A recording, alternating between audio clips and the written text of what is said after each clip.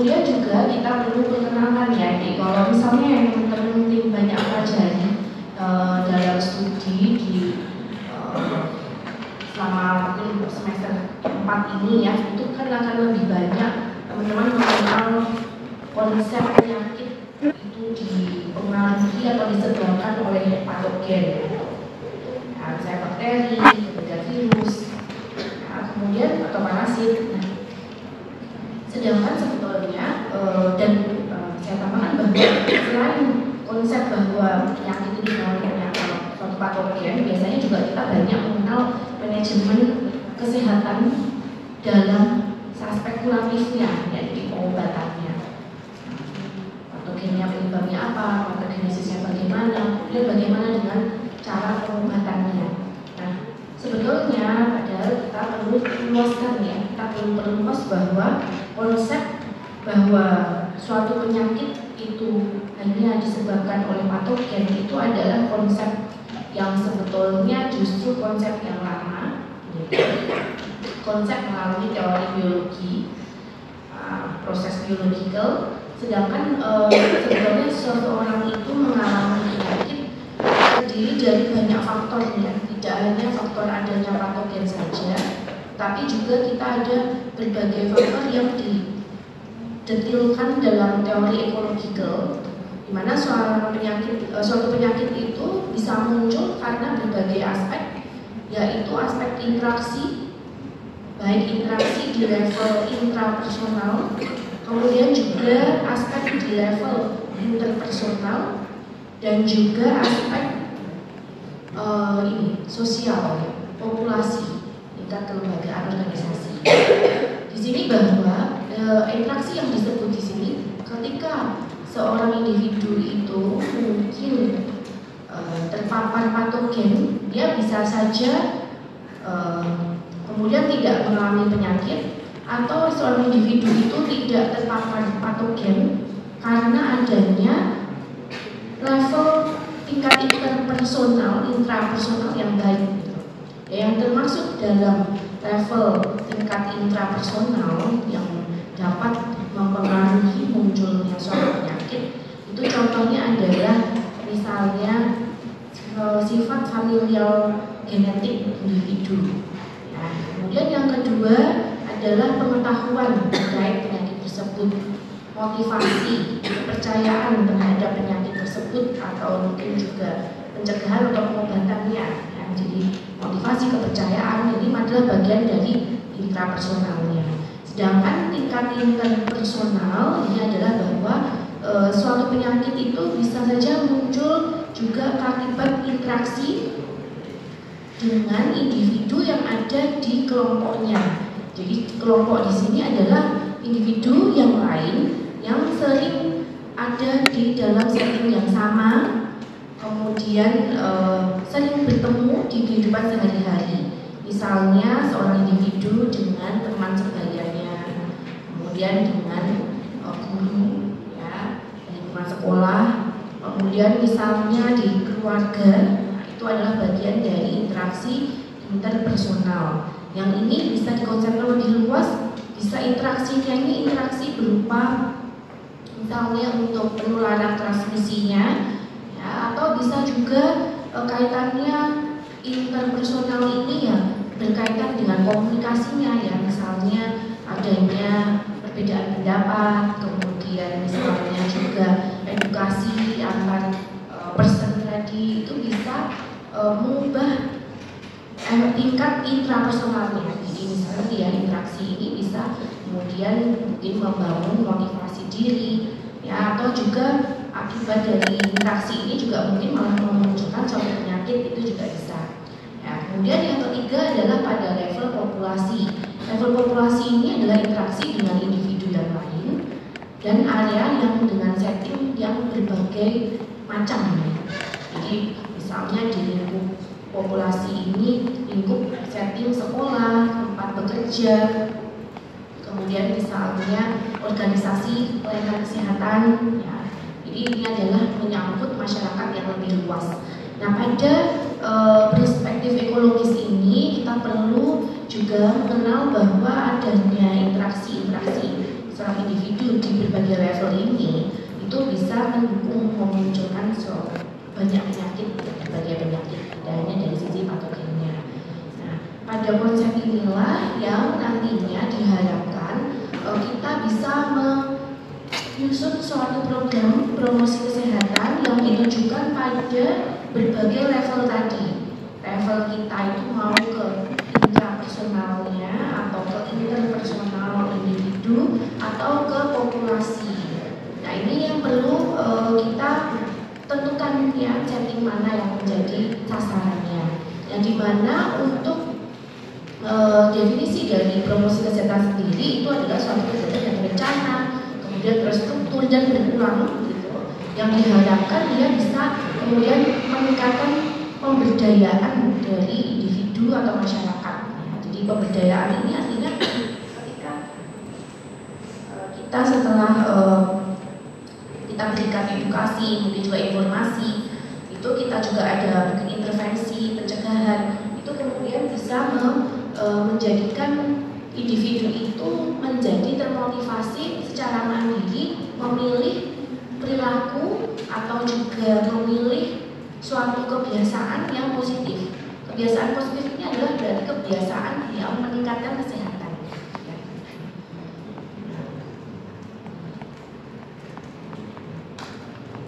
Nah, ketika kita berbicara tentang penyusunan suatu program kesehatan, promosi kesehatan, tentu tadi berarti kita juga kita perlu lacak dulu arah tujuan dari programnya tadi ya, dalam berbagai setting, baik levelnya, level internasional, interpersonal maupun populasi. Selain itu juga kita perlu spesifikkan kira-kira program tersebut sejalan dengan riwayat perjalanan penyakit itu akan menyasar di fase yang mana. Nah, di sini kita akan merecall barangkali ya bahwa tahapan riwayat perjalanan alamiah suatu penyakit itu ketika fase belum terjadi paparan patogen atau paparan faktor resiko. Ya, baik faktor resiko ini bisa faktor resiko secara mungkin tadi ya perilakunya atau mungkin di faktor resiko di lingkungan ya. Ini kita sebelum masuk ke paparan ini adalah termasuk dalam fase rentan individunya, masih pada tahap rentan. Ya, kemudian kalau misalnya individu itu sudah terpapar faktor resiko, berarti dia masuk kepada tahap subklinis, di mana pada tahap subklinis ini terjadi masa inkubasi, mungkin juga replikasi dari patogen sehingga belum memunculkan gejala pada individu. Jadi individu itu belum tahu kalau dia mengalami penyakit. Ya, kemudian sesudah terjadi kondisi subklinis secara beberapa durasi waktu sesuai durasi inkubasinya atau mungkin juga karena efek akumulasi gitu ya dari paparan faktor resiko, maka akan baru muncul gejala.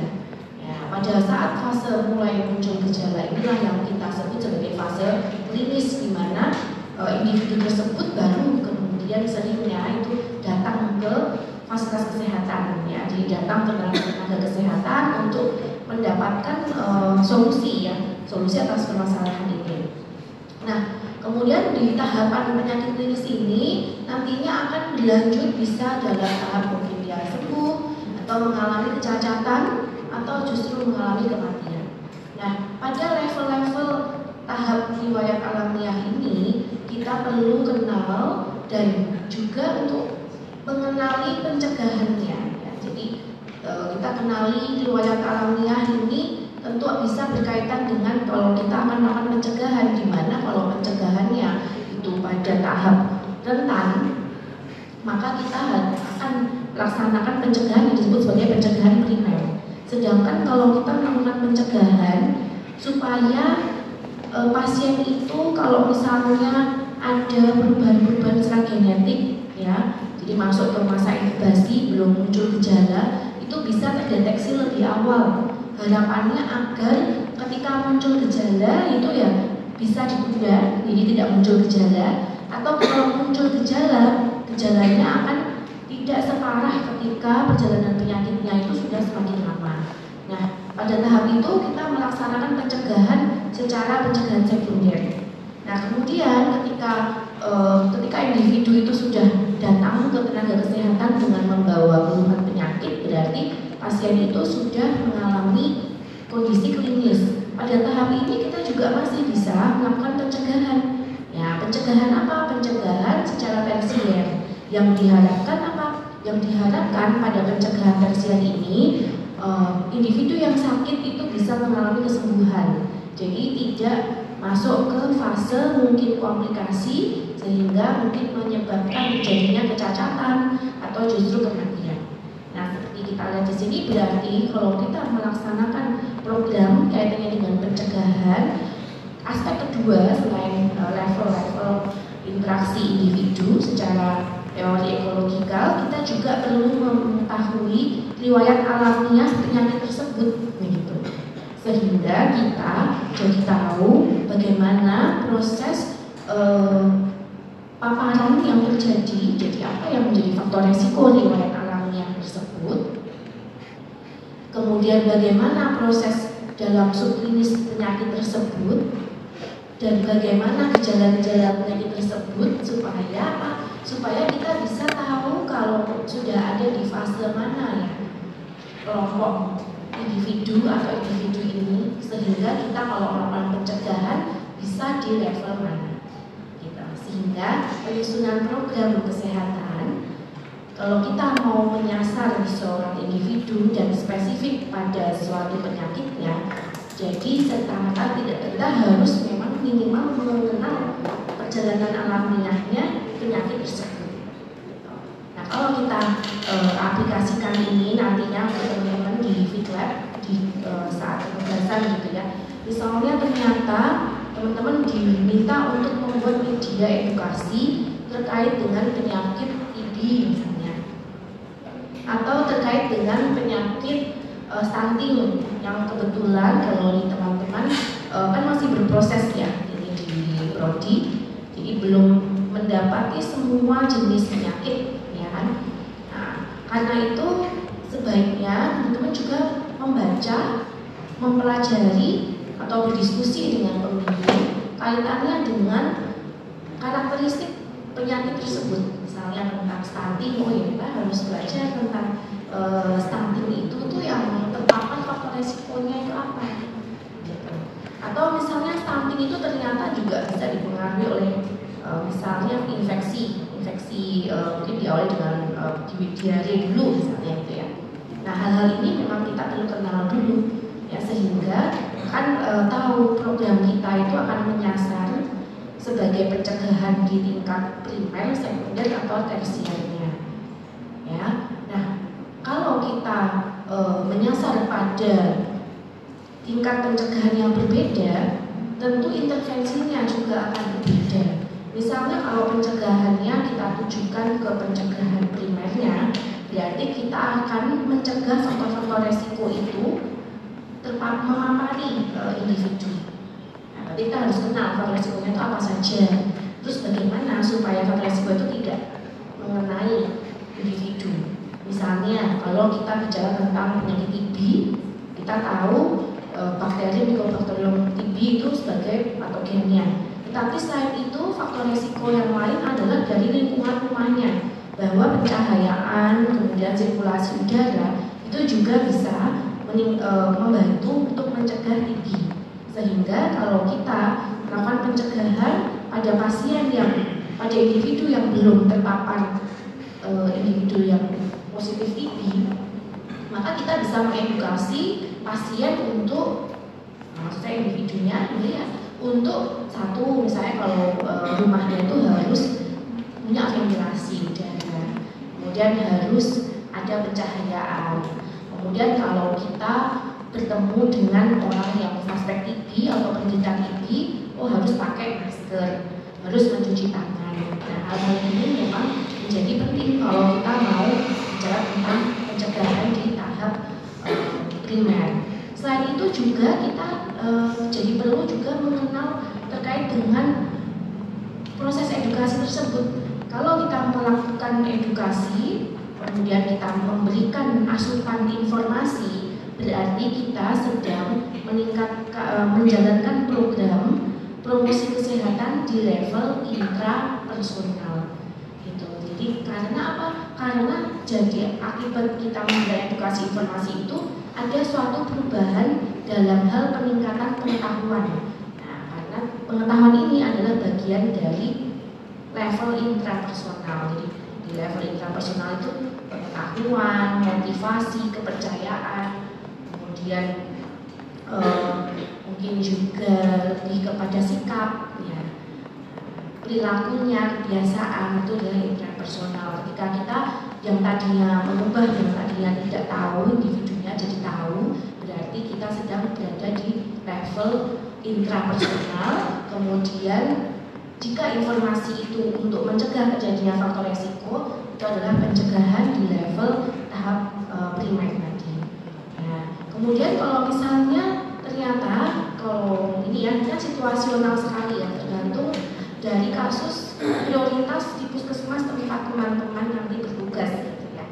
Kalau misalnya ternyata di puskesmas tempat teman-teman nanti bertugas ini di lapangan, ternyata masalah yang ada di daerah tersebut adalah dalam hal mungkin kepada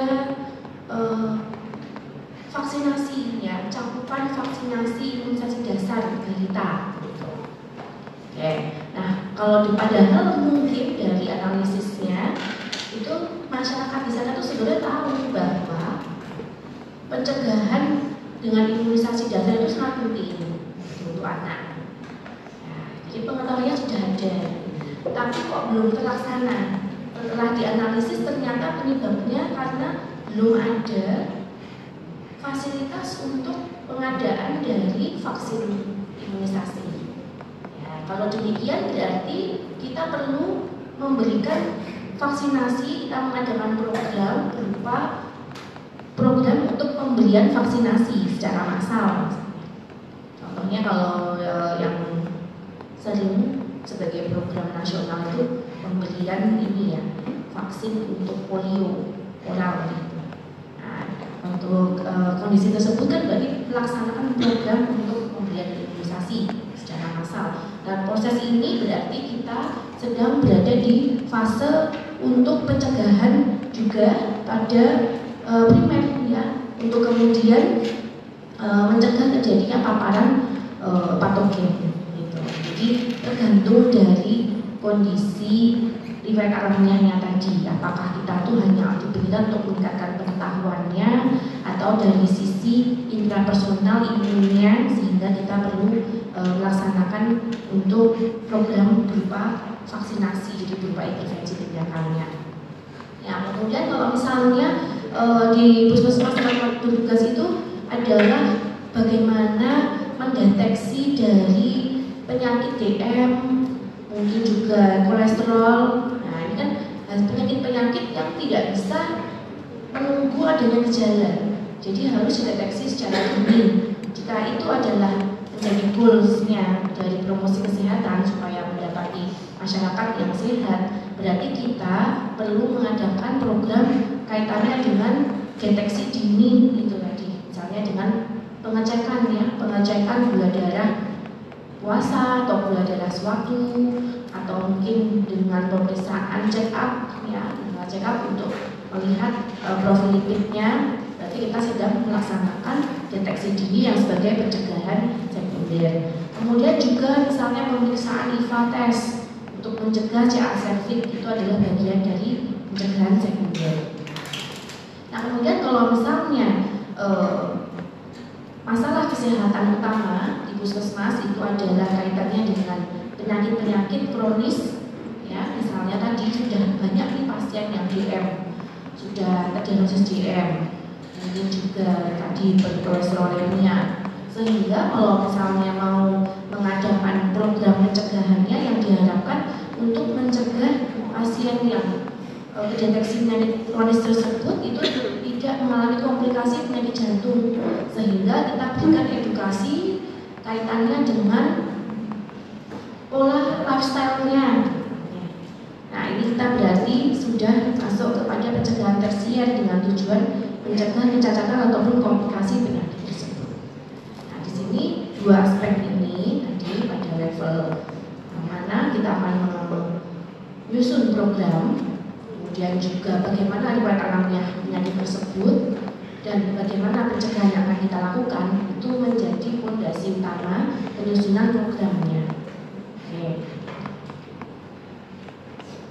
Nah, ini adalah definisi pencegahan itu tadi serta strateginya tadi sudah saya paparkan. Nah, kemudian kaitannya dengan interaksi promosi kesehatan tadi, bahwa kita sebetulnya kalau mau melaksanakan promosi kesehatan dengan berpijak pada dua proses tadi, ini adalah suatu proses yang saling berkaitan. Kalau kita menyusun program promosi kesehatan pada level individu, nantinya juga level pencegahan individu ini justru juga akan menyebabkan terjadinya pencegahan penyakit di level populasi, karena individu ini kan bagian dari populasi.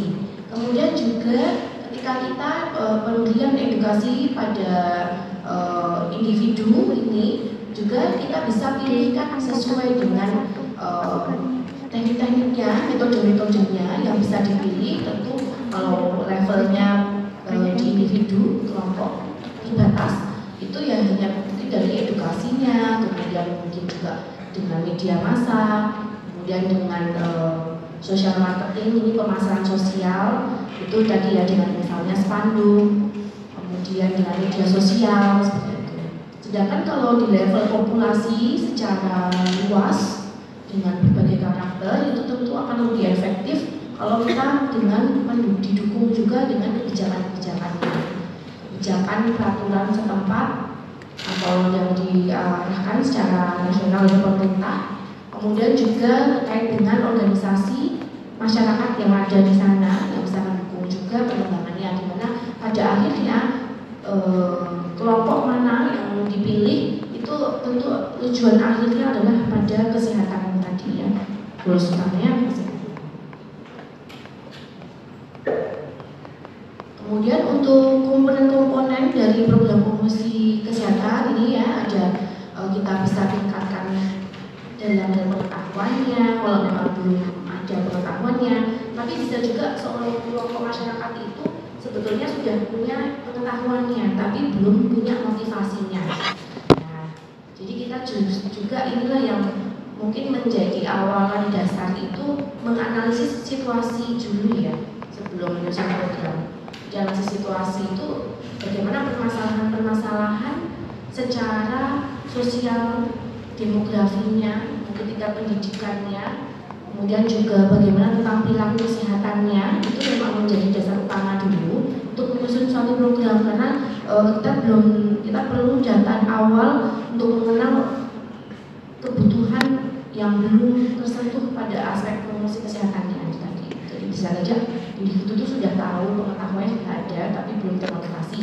Atau tadi misalnya sudah termotivasi, sudah ada perubahan perilaku kesehatan, tapi belum konsisten untuk dijalankan, jadi belum ada keberlanjutan. Nah, ini juga tentu menjadi berbeda, dan sasaran intervensinya menjadi berbeda. Mungkin bisa dimodifikasi ya dengan fokus group discussion, tidak satu arah penyuluhan, tapi dengan diskusi untuk lebih menguatkan hal yang sudah dimulai tapi belum konsisten. Gitu. Kemudian juga dalam hal komponen aksi di lingkungannya, tadi yang paling efektif itu sebetulnya advokasi. Jadi advokasi itu kita berikan masukan kepada pemangku kebijakan, kemudian kita menyusun stakeholdernya, pemangku kebijakan, yaitu menyusun suatu peraturan gitu, yang nantinya peraturan ini adalah menguatkan perilaku positif. Jadi contohnya misalnya di UNS ini, kalau di kita lokal UNS itu kita ada hari bebas emisi gitu. Sehingga pada hari bebas emisi tersebut kita jadi mau nggak mau jadi harus olahraga jalan kaki dari depan gerbang itu ke lokasi masing-masing gitu. Nah, inilah yang sebetulnya promosi kesehatan paling efektif itu ya, dengan adanya dukungan pemerintah dalam bentuk advokasi, sehingga muncul peraturan perundang-undangan, sehingga mau nggak mau kita sebagai masyarakat yang menjadi bagiannya itu ya jadi bisa berperilaku sehat. Contoh yang lain misalnya larangan merokok di lingkungan kampus, jadi mau nggak mau ya selama kita di kampus jadi kita tidak bisa punya kebiasaan merokok ya, jadi tidak bisa melakukan kebiasaan tersebut gitu. Atau misalnya ada denda, nah ada denda, peraturan denda kalau melakukan merokok, ini adalah bagian dari kebijakan yang paling efektif. Namun demikian aktivitas dalam kondisi kesehatan lainnya di level lingkungan itu kita juga bisa dalam bentuk dukungan ya, dukungan pemberian dukungan sosial, dukungan sumber dayanya itu juga menjadi bagian penting. Nah ini untuk strategi baik regional maupun nasional, strategi-strategi dari program promosi kesehatannya, di mana tentu ini kita sesuaikan dengan permasalahan, identifikasi masalah tertentunya ya. Misalnya permasalahannya adalah pada minimnya data analisis, berarti kita ya perlu memulai dengan pendataan data yang lebih lengkap. Gitu. Nah, kemudian misalnya adanya hambatan dalam hal budaya di masyarakat, jadi kita juga perlu strategi bagaimana menjembatani adanya budaya yang mungkin berbenturan dengan tujuan kesehatan. Sehingga kita mungkin perlu berikan suatu strategi. Contohnya misalnya dalam budaya mungkin ini ya yang masih ada di daerah-daerah tertentu itu misalnya kelahiran bayi yang ditolong oleh ibu bayi, sedangkan itu dengan menggunakan peralatan yang tidak steril sehingga meningkatkan resiko terjadinya tetanus ya, bayi yang infan kondisi tetanus ini, sehingga kita bisa menjembatani ini dengan strategi bagaimana misalnya dengan merangkul dukun bayi tersebut. Jadi dukun bayi itu kalau nolong kalau ada pasien yang mengalami persalinan, kita bisa kemudian kita dekati ya, kita rangkul bersama sehingga menjalankan pelaksanaan persalinan normalnya itu ya dibantu oleh tenaga kesehatan dengan alat yang baik gitu ya, alat yang standar, dengan kemudian tetap didampingi oleh dukun bayi tersebut. Ya, ini adalah bagian-bagian dari strategi yang disesuaikan dengan aspek-aspek di masyarakat dan nasional di masing-masing negara ya. Kemudian untuk ketika kita sudah menentukan arah tujuan promosi tadi di level mana, kemudian ada pencegahannya tuh di level yang mana, ya. Tentu kita kemudian baru menyusun model programnya. Nah, pada penyusunan model program itu ada berbagai model pelaksanaan penyusunan program. Nah, ada teori proceed, kemudian ada multi-level approach to community health, kemudian ada mapping intervention, community readiness model, dan juga social marketing. Nah, kelima model ini itu sebetulnya berprinsip pada 3 hal dasar ya.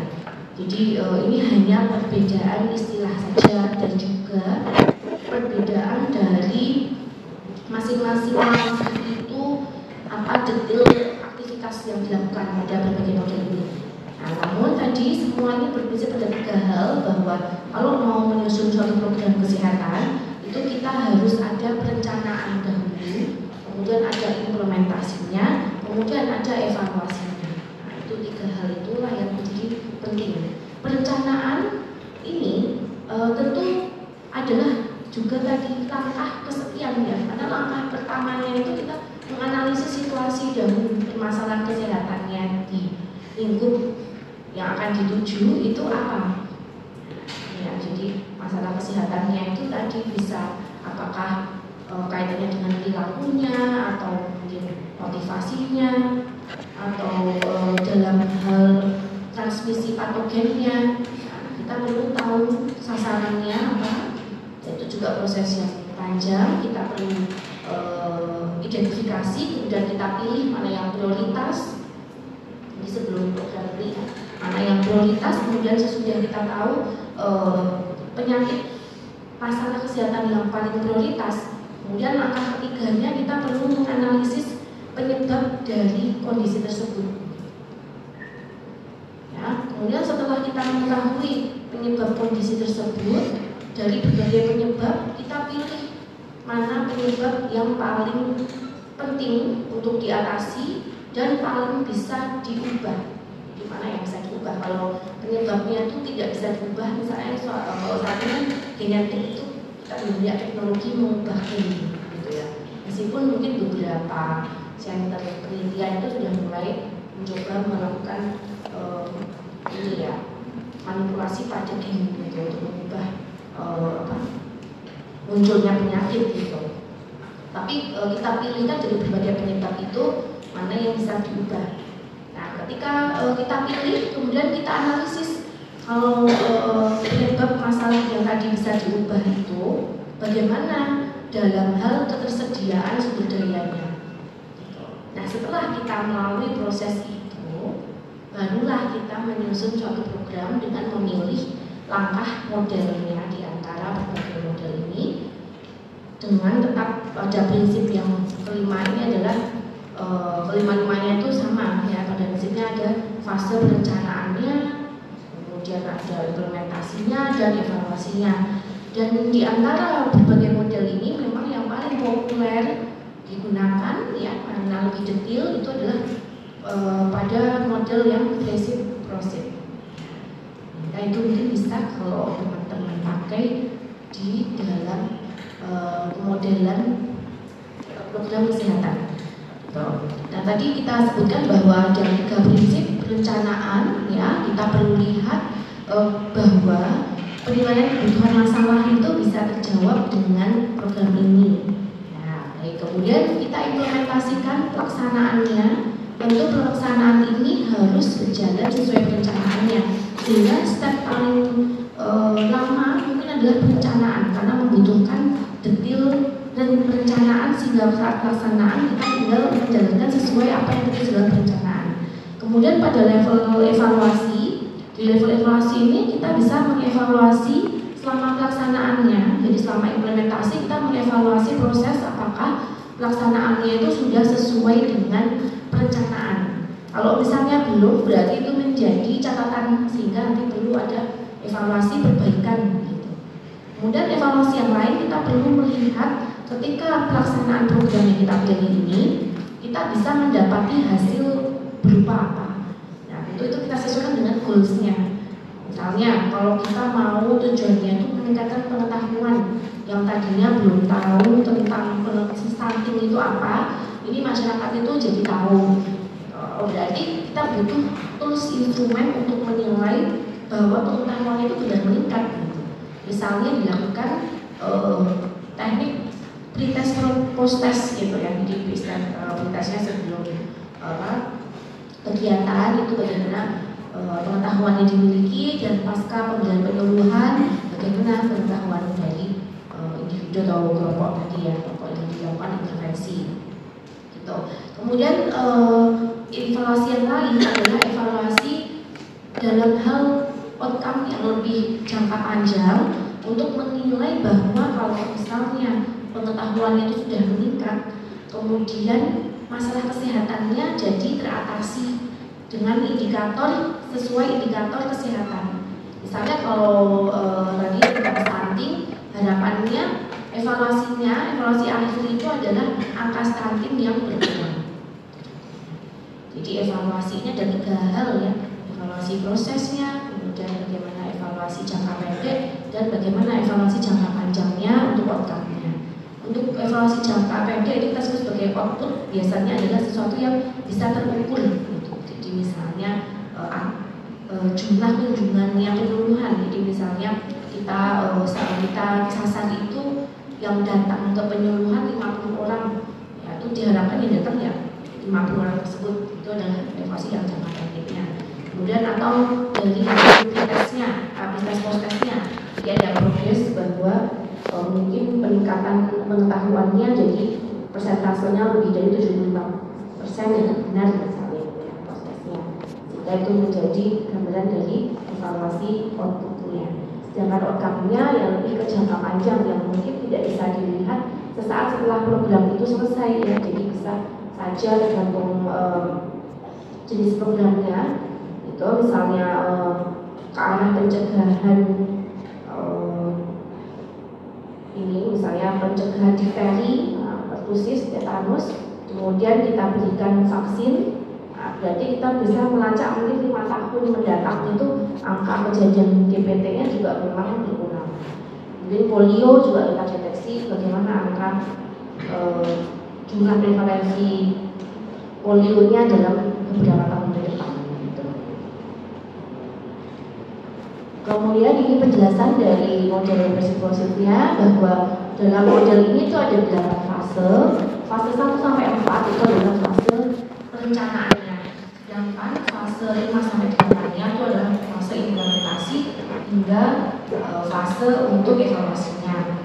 Nah, pada fase 1 ini, fase 1 itu adalah social assessment, di mana pada fase 1 penilaian sosial ini sebetulnya adalah bagian dari identifikasi masalah tadi.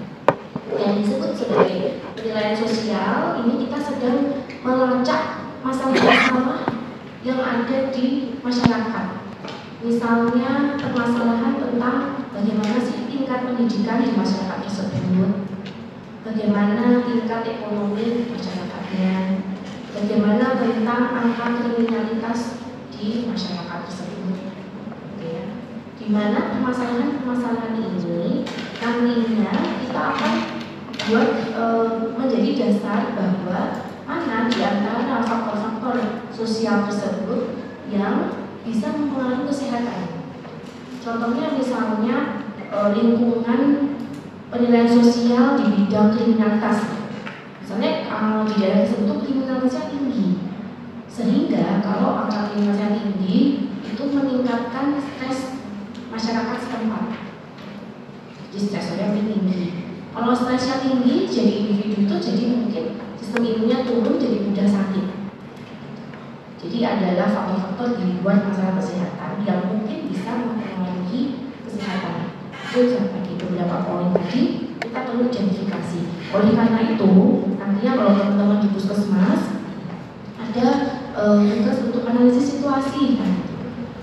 Terus jadi harus tahu tentang tingkat pendidikan masyarakat setempatnya, mata pencaharian masyarakat setempatnya, kemudian tingkat ekonomi pendapatan masyarakat setempat. Untuk apa ya? Nah, ini kaitannya dengan fase 1 ini ada beberapa aspek itu mempengaruhi kesehatan. Sehingga kita kumpulkan data-data tersebut. Kemudian yang kedua adalah fase dalam penilaian epidemiologi. Karena epidemiologi itu adalah ilmu yang mempelajari faktor-faktor yang mempengaruhi terjadinya suatu penyakit. Di mana faktornya ini bisa jadi faktor individunya, lingkungannya, hospesnya, kemudian patogennya. Ya, sangat banyak aspeknya yang bisa dilakukan pada epidemiologi ini. Nah, pada aspek ini kita mengaitkan dengan fase 1 tadi. Masalah kesehatan apa yang akan muncul kalau fase 1-nya punya karakteristik beberapa hal. Gitu. Misalnya yang dapat di puskesmas mungkin di daerah Karangpadan atau daerah Tawangmangu. Berarti mungkin kita perlu menganalisis kalau misalnya mata pencaharian banyak ke arah petani, mungkin bisa ada berbagai masalah kemungkinan penyakit ke arah mungkin penyakit kecacingan. Kalau petani itu pakai alas kaki untuk melindungi. Tapi mungkin untuk penyakit hipertensi jadi kurang karena mereka lebih terbiasa untuk aktivitas fisik keras, kemudian juga banyak konsumsi sayur buah. Tapi menjadi berbeda untuk puskesmas di lingkungan mungkin di lingkungan kota Solo, gitu. Mungkin punya faktor risiko yang berbeda, sehingga kita harus tahu juga karakteristik dari karakter sosial tadi. Kemudian kita kaitkan dengan epidemiologi kondisinya. Nah, pada fase ini kita juga karena sudah punya berbagai data masalah-masalah kesehatan. Oh, kalau yang di Karangpadan itu jadi penyebab tadi penyakitnya mungkin kecacingan. Tapi selain itu juga ada mungkin penyakit hipertensi sebagian ada. Mungkin juga ada penyakit PPOK. Nah, mungkin banyak yang kebiasaan merokok karena lingkungan dingin, jadi lebih banyak meningkatkan kebiasaannya. Nah, berbagai masalah tadi kita harus tahu indikatornya ini dalam bentuk prevalensinya, di berapa banyak jumlah penyakit tersebut. Ya. Kemudian sesudah itu dari berbagai jumlah tadi kita prioritaskan, jadi kita urutkan mana sih masalah yang paling prioritas. Paling prioritasnya itu dari segi mana? Dari sisi kepentingannya, pentingnya untuk diatasi segera. Kemudian dari sisi kemampuan untuk diubah. Jadi kalau dirasa itu betul mampu untuk diubah, ya berarti penting bisa dan dilakukan untuk dijawab prioritas. Nah, kemudian sesudah kita menentukan mana yang prioritas, baru kita mengidentifikasi dari prioritas masalah itu. Misalnya ternyata tadi ya kecacingan itu yang prioritas. Berarti kita lihat dan kita telah lagi faktor resiko kecacingan itu apa saja sih? Oh, ternyata perilaku dari petani yang tidak pakai tadi, misalnya pelindung kaki yang sakit. Atau yang kedua, ada program pemberian obat anti cacing tetapi tidak dikonsumsi. Jadi kurang adanya motivasi. Atau justru yang ketiga, belum ada dukungan pemerintah untuk mengadakan program pemberian anti cacing gitu. Nah, jadi kita perlu melihat situasi-situasi ini. Pada proses ini, teman-teman bisa satu, mengambil data yang ada di puskesmas. Yang kedua, berdiskusi pada puskesmas tersebut. Yang ketiga, bisa dengan wawancara pada tenaga kesehatan setempat. Jadi kalau belum ada datanya, ya kita tanya kira-kira kalau kecacingan ini jadi prioritas, penyebabnya itu apa saja sih yang gejala kok bisa tinggi, itu prevalensinya apa saja? Nah, tadi ya, karena programnya belum ada, programnya ada tapi masyarakatnya yang tidak terus melaksanakannya, gitu. Atau belum ada evaluasi programnya. Nah, ini yang kita lihat dari faktor risiko tersebut. Apakah faktor lingkungannya, perilakunya, masih itu atau secara genetik. Kemudian juga kita lihat bagaimana penilaian ekologi pendidikan. Dalam hal ini kita melihat adanya faktor-faktor mediasi, jadi faktor penengah. Ketika ada faktor resiko dan kemudian mempengaruhi penyakit, itu ada faktor di tengahnya yang kemudian bisa faktor-faktor yang mendukung munculnya penguatan faktor resiko terhadap penyakit, atau ada faktor-faktor mediasi yang justru menghambat munculnya penyakit dengan adanya faktor itu. Nah, ini kita juga mengidentifikasi mana yang bisa menguatkan munculnya faktor resiko, itu juga kita perlu kendalikan. Mana yang bisa menghambat munculnya faktor resiko, kita perlu identifikasi. Untuk apa? Untuk kalau itulah yang bisa menghambat faktor resiko, berarti itu harus dikuatkan faktor tersebut. Contohnya misalnya kalau kita bicara tentang tadi penyakit kecacingan, ternyata faktor yang menjadi faktor enabling-nya adalah dukungan pemerintah untuk memberikan dana program pemberian anti cacing. Berarti itu harus kita perkuat, kita harus bikin advokasi, kita harus berdiskusi, berkomunikasi dengan pemerintah sehingga ada pengadaan obat tersebut. Jadi ini adalah kita perlu melihat tadi faktor-faktor di luar faktor resiko yang bisa menguatkan ataupun menghambat munculnya penyakit. Nah, ini adalah rangkuman dari tadi aspek fase 1 sampai fase 3. Kalau dikaitkan dengan tugas teman-teman yang ada di Ziklat, itu kan ada aspek-aspek analisis aspek kependudukan, status kesehatannya, perilaku kesehatannya, itu bagaimana, analisis lingkungannya bagaimana. Nah, kalau bisa data yang ada di puskesmas itu misalnya pun sudah ada, kita kritisi, artinya kita lengkapi, kita bantu puskesmas itu untuk lebih lengkap, lebih mungkin lebih kaya informasi. Contohnya misalnya pas puskesmas itu sudah punya data struktur kependudukannya, jumlah pekerjaannya sudah tahu gitu kan. Tapi yang belum ada di aspek kependudukan itu adalah dalam pemetaan, mungkin pemetaan kesehatan lingkungannya, mana rumah yang punya fasilitas air bersih, mana rumah yang punya fasilitas sanitasi yang sudah baik, mana rumah yang rumah tangga ya, rumah tangga yang punya fasilitas cuci tangan dengan air mengalir dan sabun. Itu kok belum ada. Nah justru itulah yang kita coba untuk analisis. Misalnya sudah ada di rekam medisnya, tapi belum pernah didatakan, belum pernah dianalisis, belum pernah diolah. Maka teman-teman bisa menjadikan itu sebagai prioritas masalah, kemudian teman-teman mengolah data yang sudah ada. Tapi kalau misalnya belum ada bagaimana? Kalau belum ada bisa dilakukan dengan pembinaan wawancara. Jadi bisa melakukan wawancara ke tenaga kesehatannya. Jadi misalnya program lingkungan, kita bisa tanya secara mungkin kasar ya. Belum ada data kualitatifnya, ya nggak apa-apa. Dalam hal kualitatif persepsinya, mungkin sebagian besar itu sudah bagus atau semuanya sudah menggunakan atau punya fasilitas itu air bersih yang layak. Nah itu kita gali di situ, sehingga pelaporannya tidak harus menggunakan data-data angka ya.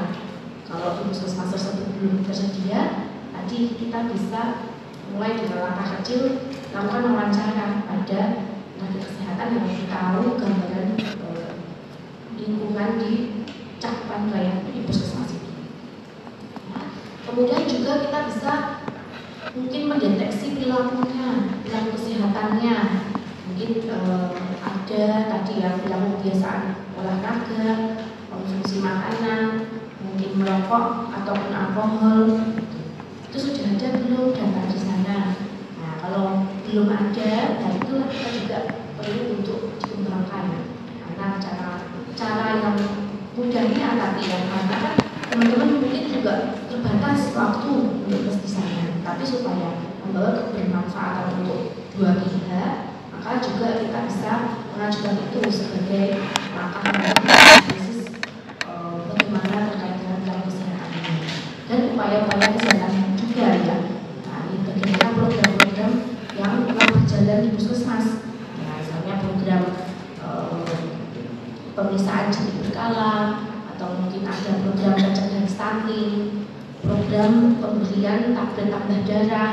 Nah itu kita juga bisa identifikasi, kita rangkum. Jadi program apa saja sih yang ada di puskesmas? Kalau belum ada datanya, dan kita tanyakan kepada pihak puskesmas punya program apa saja, gitu ya. Yang kemudian kita tuliskan program yang ada di puskesmas. Kemudian juga kita perlu kalau terkait dengan program ini, kita menganalisisnya adalah bagaimana keberhasilan programnya dan target di puskesmas itu. Jadi kita sampaikan bahwa pengumpulan data itu bisa data primer, bisa data sekunder. Kalau data primer itu tadi saya teman-teman wawancara ke tenaga kesehatan setempatnya karena belum punya data tertulisnya, juga wawancara, maka itu jadi data primernya. Atau misalnya tanya langsung ke pasien gitu ya.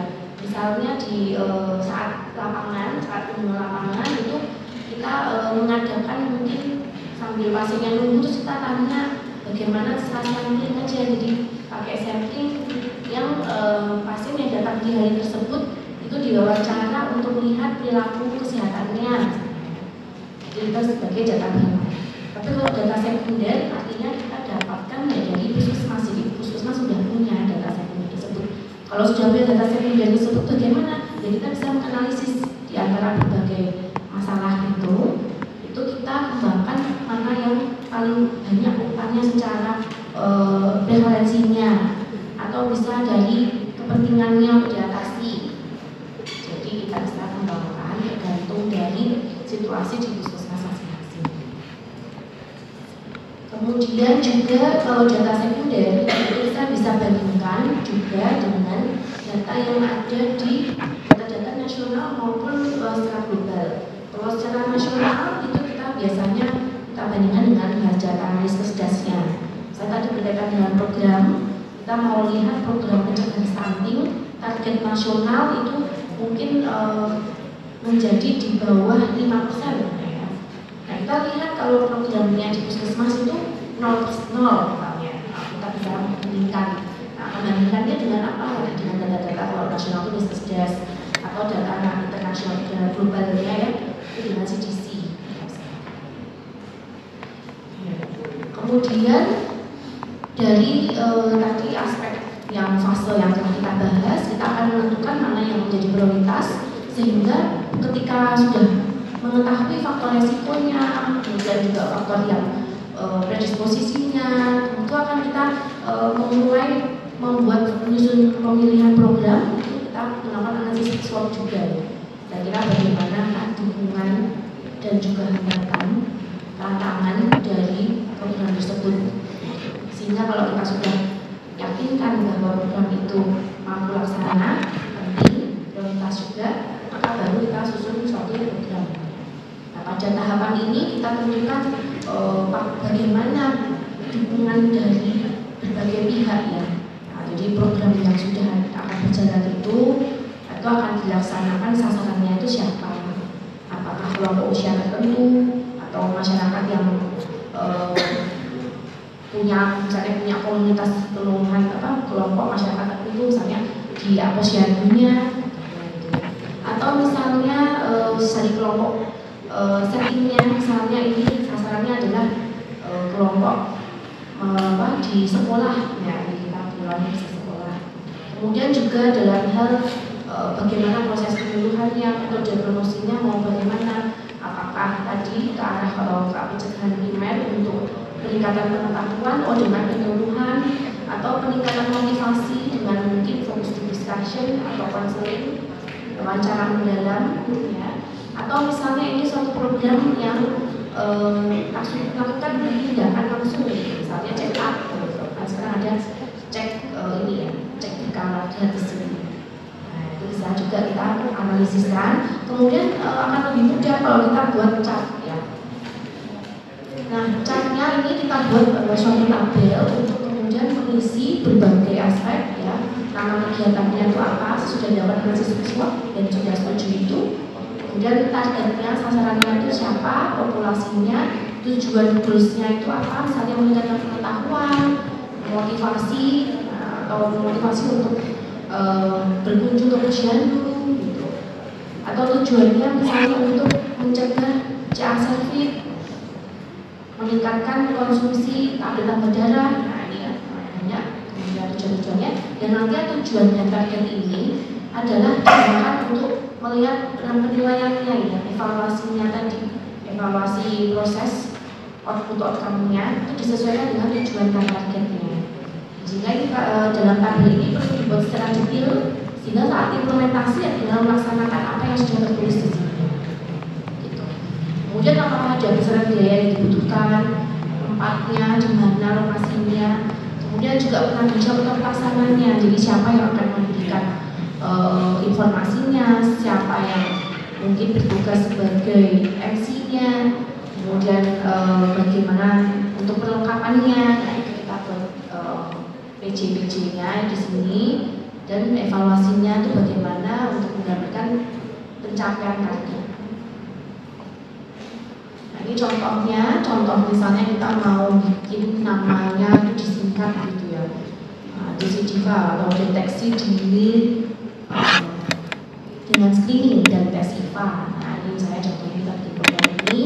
Terus ini mau bentuknya apa? Bisa jadi ini kayak penyuluhannya saja. Jadi informasi bagaimana sih tes IVA itu, atau ini pengadaan dari tesnya. Jadi dia mengadakan tes IVA-nya untuk masyarakat di pasaran perempuan yang sudah menikah gitu.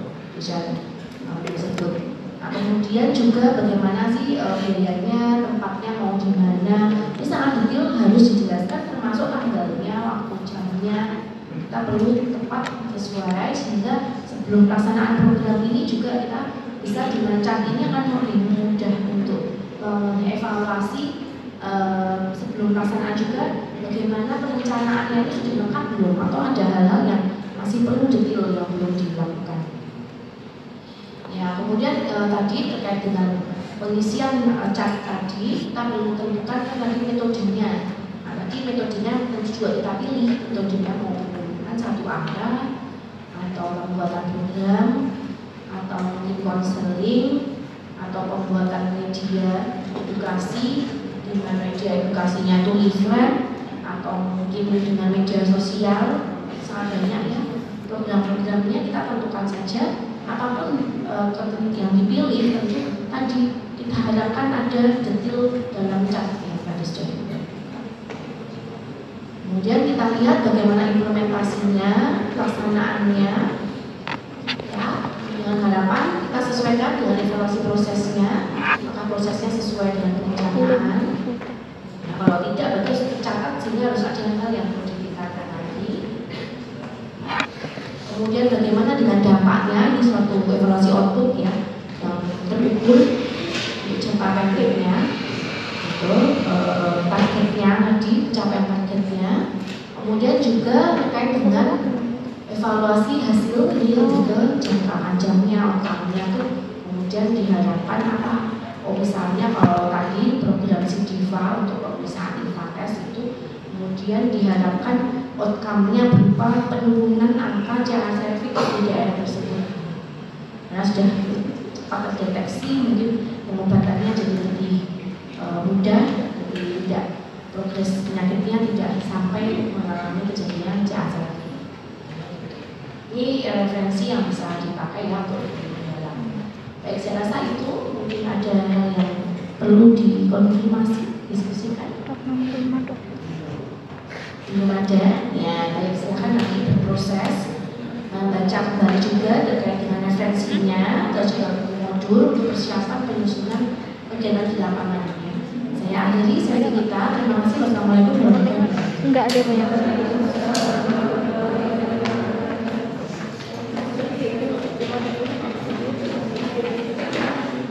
Yang enggak ada tadi sama nomor berapa ya? Sebelum ini.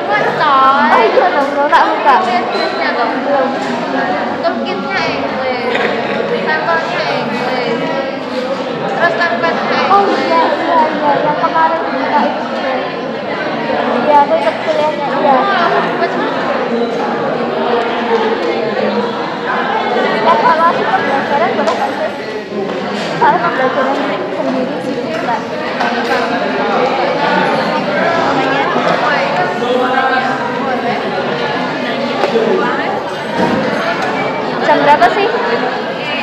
Jam nggak? Nggak usah apa-apa. Jam 11.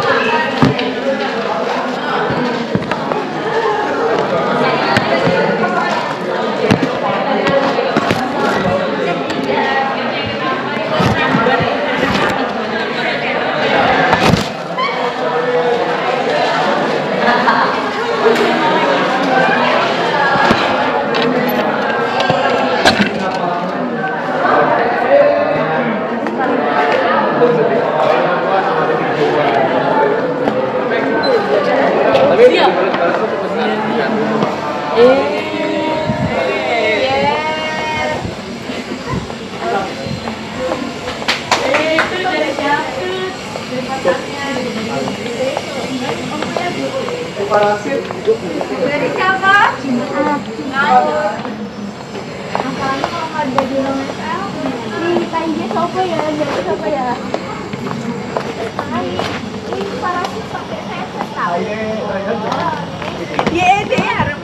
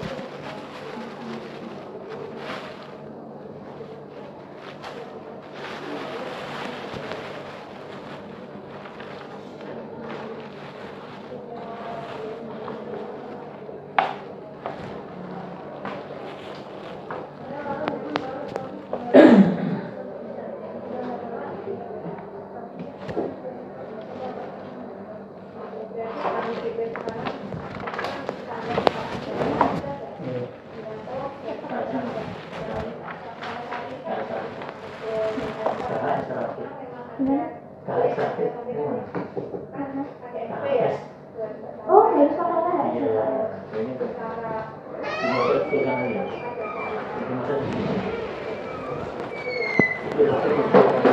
Oh iya iya. Jadi kalau misalnya kita ditanya, ini ada seperti ini, sudah lakukan apa? Kita sudah lakukan peringatan kepada itu karena itu kewajiban saya. Dan nanti kalau ditanya saya punya bukti-buktinya, saya sudah pembahasan, saya sudah berusaha untuk saya sudah juga memberikan nasihat dengan nasihat pernyataan dari itu adalah rezeki yang memang